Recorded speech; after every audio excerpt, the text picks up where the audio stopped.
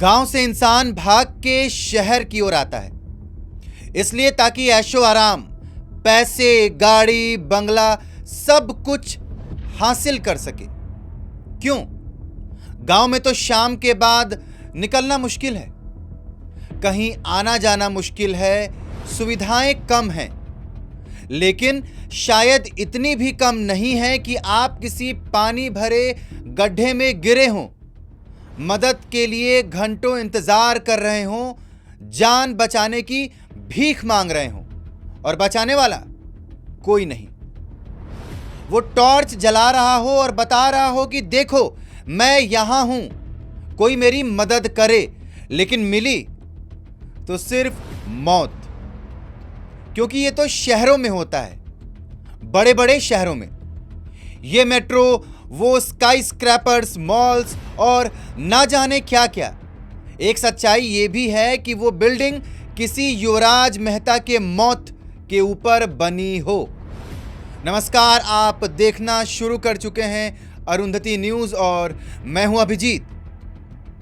2023 में एक पत्र लिखा जाता है जो नोएडा विकास प्राधिकरण के लिए होता है, जिसमें अतिरिक्त वर्षा जल के निकासी के लिए गड्ढों में हेड रेगुलेटर लगाने के लिए बातें लिखी गई थीं। लेकिन मजे की बात तो यह है कि सरकारी पत्र सरकारी दफ्तर में ही गुम हो जाता है।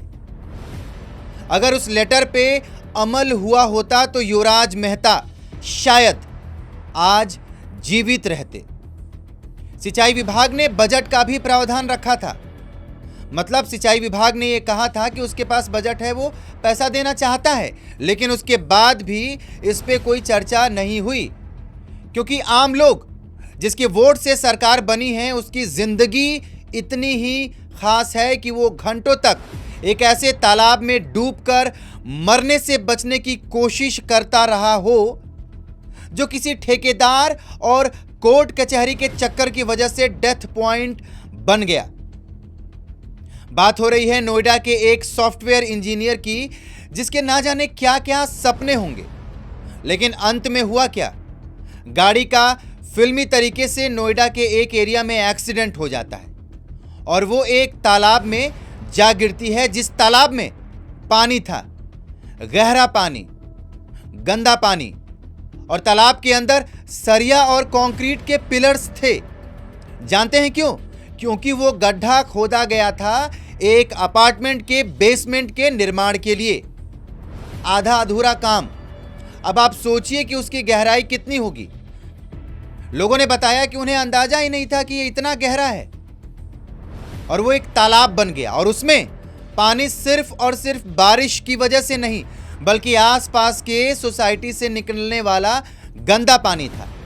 आसपास जो सोसाइटी हैं वहां से भी पानी निकल के इस तालाब में भरता गया, और इसी पानी के निकासी के लिए सिंचाई विभाग ने पत्र लिखा था। खास करके इस गड्ढे के लिए नहीं, इस तालाब के लिए नहीं, बल्कि इस तरह की असुविधाओं से छुटकारा पाने के लिए, जिसकी बात मैंने आपसे की। युवराज की पोस्टमार्टम रिपोर्ट में उसकी मृत्यु दम घुटने से हुई है। अब सवाल यह है कि क्या उसे बचाया जा सकता था? बिल्कुल हां, क्योंकि उसने लगभग 1 से 1.5 घंटे के ऊपर जीने की लड़ाई लड़ी, और नोएडा जैसे जगह पर इतनी देर में किस प्रकार की मदद पहुंची, कैसे पहुंची और कब पहुंची, ये आप सब लोग भली भांति जान रहे हैं।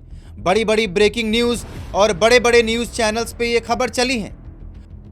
Lotus green construction private limited और MZ Wish Town planners private limited के 5 लोगों पर FIR हुई है। जांच में यह भी पता चला है कि वर्ष 2014 में लोटस ने नोएडा डेवलपमेंट अथॉरिटी से ये जमीन खरीदी थी, और बाद में विस्टाउन ने ये जमीन उससे ले ली। लोटस वालों से ये जमीन विस्टाउन वालों ने पैसे देकर खरीद ली। अब जब मामला इतने आगे बढ़ गया तो जांच, गिरफ्तारी और ना जाने क्या क्या। क्या ये तब नहीं दिखा जब बड़ी बड़ी मशीन लगी थी इस गड्ढे को खोदने के लिए? और जब मामला कोर्ट में चला ही गया तो फिर क्या कोई भी व्यक्ति, कोई भी विभाग इस पे अपनी नजर नहीं डाल सका कि कल को ये किसी बड़े दुर्घटना का कारण हो सकता है। इस मामले में एसआईटी ने भी अपना काम और कार्य करने की दिशा को आगे बढ़ाया है और देखना यह है कि यह मामला आगे क्या राज खोलता है, या क्या पता वो राज भी इसी तालाब में अपने दम तोड़ दे, युवराज की तरह।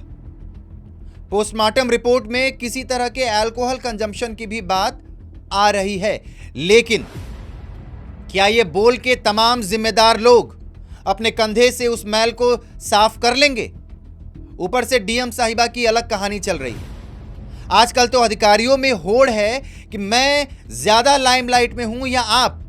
हमारे यहां होने से ब्रेकिंग न्यूज चलती थी, कभी सुनिए इनकी बातों को। क्या होगा अधिक से अधिक? यहां से ट्रांसफर तो अब अगली जगह बोरिया और बिस्तर बिछेगा, लेकिन कौन है जो इनसे सवाल पूछ ले? कौन है? आप? अब जब मुख्यमंत्री इस मामले को देख रहे हैं तो सीबीआई भी अपने स्तर से यह पता करने में लगी है कि कैसे इस प्लॉट को या इसके एक हिस्से को किसी और को बेच दिया गया।